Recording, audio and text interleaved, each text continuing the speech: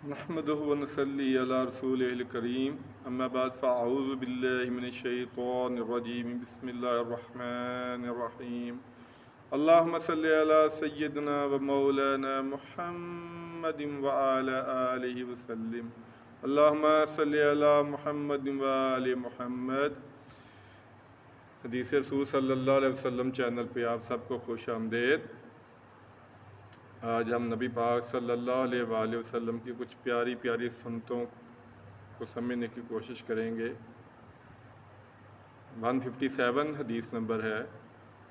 عائشہ رضی اللہ تعالیٰ عنہ روایت کرتی ہیں کہ نبی پاک صلی اللہ علیہ وسلم کی عادت مبارک یہ تھی کہ آپ اپنا ہر کام دائیں طرف سے شروع کرتے تھے۔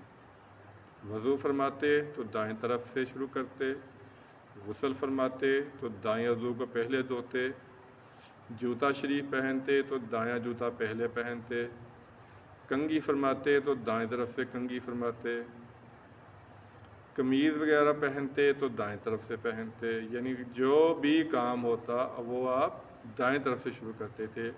کھانا ہمیشہ دائیں طرف سے شروع کرتے، پانی پینا ہوتا تو دائیں ہاتھ سے پکڑتے اور پینا شروع کرتے، اور اگر جب جوتا مبارک اتارتے تو پہلے بایاں پاؤں اتارتے۔ گھر میں آپ کی عادت مبارکہ کیا تھی کہ اپنے کام خود فرماتے تھے، اپنی قمیض کو خود ہی سی لیتے تھے، اپنی بکری کا دودھ خود دھوتے تھے اور غلاموں کے ساتھ بیٹھنا پسند کرتے تھے۔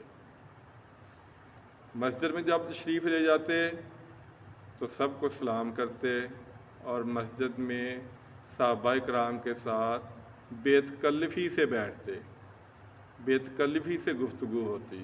خاص طور پہ فجر کے بعد آپ صلی اللہ علیہ وآلہ وسلم صحابہ کے ساتھ بیٹھتے، صحابہ کرام پرانے زمانے کی باتیں کرتے، آپ ان کے ساتھ مسکراتے، ایک بڑا دوستانہ ماحول ہوتا۔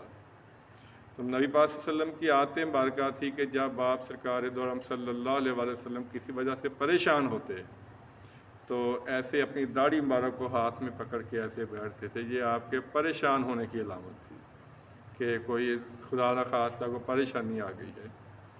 تو ایک آپ کی عادت مبارکہ اور تھی کہ آپ جو قدرتی کسی نہ کسی میں عادت ہوتی ہے کہ آپ اپنا یہ انگوٹھا مبارک اپنے دوسرے ہاتھ کی تھیلی میں مارتے تھے ایسے، یہ بھی آپ کی ایک عادت مبارکہ تھی، قدرتی طور پہ یہ ایک عادت مبارکہ تھی۔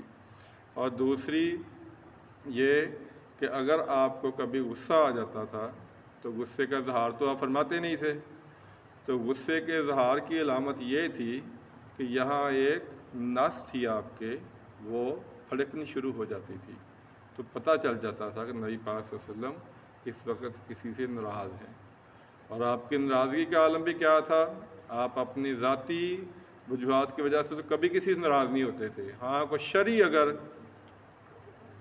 کوئی شرعی کام کی خلاف ورزی کرتا تھا تو آپ اس سے ناراض ہوتے تھے، اور ناراضگی صرف اتنی ہوتی تھی کہ جس سے آپ ناراض ہیں اگر وہ شخص سامنے سے آ رہا ہے تو آپ تھوڑی دیر کے لیے اپنا چہرہ مبارک دوسری طرف کر لیتے تھے، یہ آپ کی ناراضگی کی علامت تھی۔ اور دوسری بات کہ مسافہ آپ کرتے تھے پورے دونوں ہاتھوں سے، اور خود ہاتھ نہیں چھڑاتے تھے جب تک کہ دوسرا ہاتھ چھڑانے والا اپنے ہاتھ نہ چھڑوائے، آپ اپنے ہاتھ اس کے ہاتھ میں دیے رکھتے تھے۔ اور اگر آپ کو کوئی بلاتا تھا اپنی طرف تو آپ پورا اپنا جسم مبارک اس کی طرف موڑ کے پھر اس کی بات سنتے تھے، صرف تھوڑی سی نہیں بلکہ مکمل طور پر اس کی طرف متوجہ ہوتے تھے، اور محفل میں ایسا لگتا تھا ہر شخص کو کہ سب سے زیادہ اس محفل میں ہی عام ہوں، یعنی سب کی عزت سب کا احترام آپ ہمیشہ کرتے تھے۔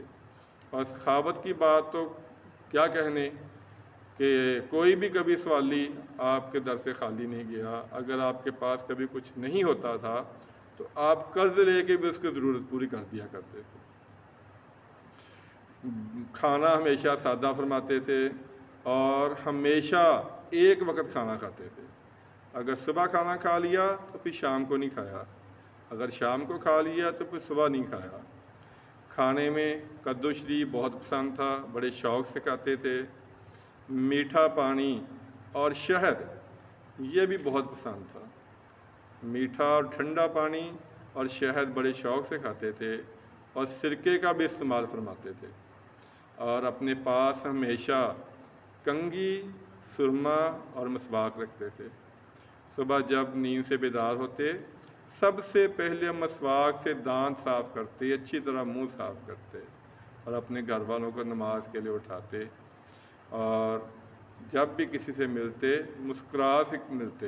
آپ کہہ نہیں لگاتے تھے بلکہ صرف مسکراتے تھے، اور مسکراہٹ اتنی حسین ہوتی تھی کہ دانت ایسے چمکتے تھے روشن، جیسے ان سے روشنی نکل رہی ہوتی ہے۔ اور جب کبھی سرخ رنگ کی چادر پہنتے تو پھر تو کیا ہی کہنے۔ جابر رضی اللہ تعالیٰ عنہ فرماتے ہیں کہ ایک دن ہم مسجد نبی میں بیٹھے تھے، چاند پورے جوبن پہ تھا، سرکار دو عالم صلی اللہ علیہ وآلہ وسلم سرخ رنگ کی یمنی چادر لیے بیٹھے تھے۔ میں کبھی آپ صلی اللہ علیہ وسلم کے چہرے کی طرف دیکھتا اور کبھی چاند کی طرف دیکھتا۔ خدا کی قسم آپ کا چہرہ چاند سے بھی زیادہ خوبصورت تھا۔ نبی پاک صلی اللہ علیہ وسلم زندگی کے ہر شعبے میں ہمارے لیے بہترین نمونہ پیش کر کے گئے ہیں۔ اپنی ازواج مطہرات کے ساتھ محبت سے پیش آتے، اپنے بچوں کو اگرچہ بچپن میں فوت ہو گئے لیکن بڑی محبت کرتے۔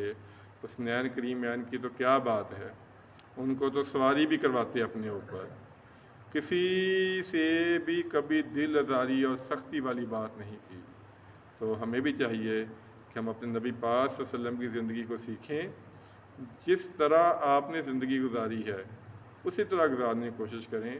آپ نے فرمایا گئے گزرے دور میں بھی اگر کوئی میری ایک سنت پہ عمل کرے گا اس کو 100 شہیدوں کا ثواب ملے گا۔ تو جو نبی پاک کے سنتے ہیں، کچھ سنتے ہیں، ہم ان پہ ضرور عمل کر سکتے ہیں۔ مثلا ہم داڑھی وغیرہ رکھ سکتے ہیں، بہت پیاری سنت ہے آپ کی۔